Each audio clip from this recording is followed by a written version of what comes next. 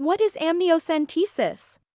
Amniocentesis is an invasive, diagnostic antenatal test.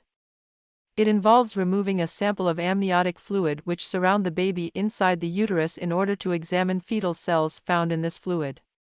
What is the indication of amniocentesis? Amniocentesis is offered if there's a higher chance your baby could have a genetic condition. This include: Number 1, a positive antenatal screening tests for trisomy abnormalities such as combined test. Number 2, a previous child with chromosomal abnormalities.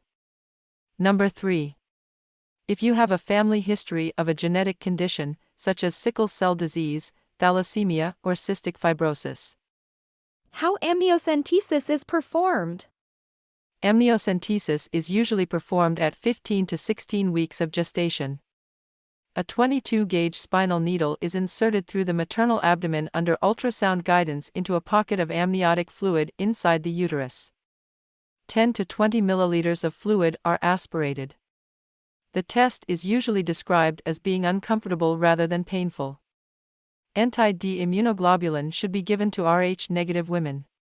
When the result of amniocentesis is available, amniocentesis provides a definitive diagnosis of Down syndrome and the results should be available within 3 days.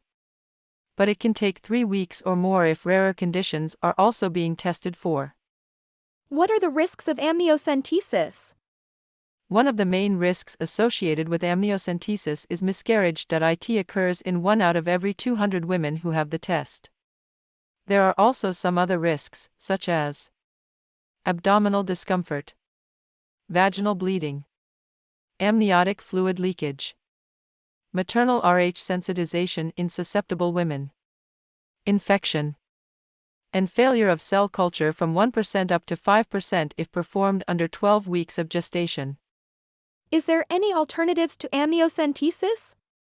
Yes, chorionic villus sampling, known as CVS, provides diagnosis in the first trimester.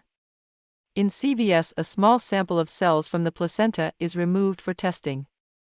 And the risk of miscarriage for CVS is similar to the risk of miscarriage for amniocentesis.